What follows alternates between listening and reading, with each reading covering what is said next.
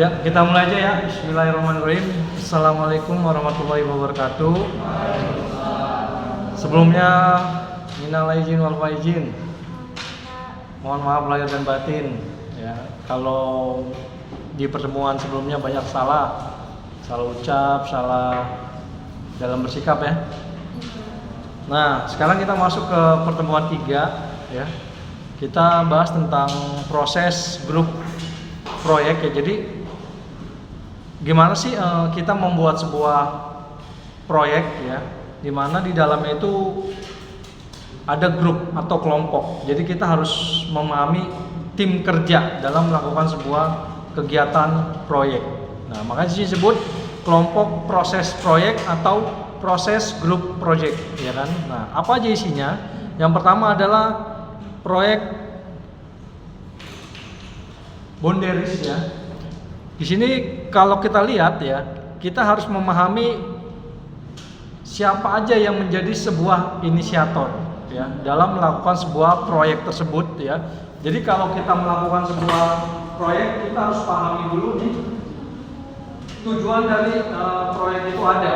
Jadi inisiatornya siapa ya, timnya siapa yang akan melakukan sebuah kegiatan proyek tersebut. Misalkan ada proyek IT ya, kita harus membagi nih tim-tim IT-nya, tim-tim kelompok di proyek tersebut. Misalkan bagian pembuatan web programmingnya siapa, bagian pembuatan desain webnya siapa, dan bagian untuk melakukan sebuah manajemen plan ya, perencanaan keuangan ya, sampai ke perencanaan aktualisasi ya atau matriks kegiatan dari sebuah proyek tersebut. Jadi Anda harus pahami dulu itu ya.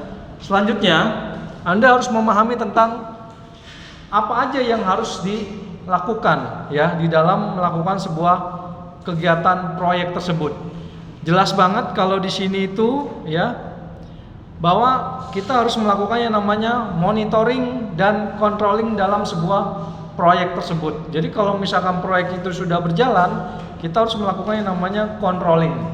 Ya, kita harus melakukan yang namanya monitoring melalui apa? Ya, planning prosesnya seperti apa ya, terus eksekusi prosesnya seperti apa, sampai ke closing proses ya, sampai kita melakukan yang namanya report, pelaporan terhadap orang yang memberikan proyek tersebut ya, sehingga ketika terjadi sebuah proyek-proyek yang tidak sesuai ya, tidak sesuai dengan aturan yang berlaku ya, maka apa? Kita memahami isi proyek tersebut ada sebuah kegagalan ya, dan kita harus melakukan yang namanya pemeliharaan dalam proyek tersebut.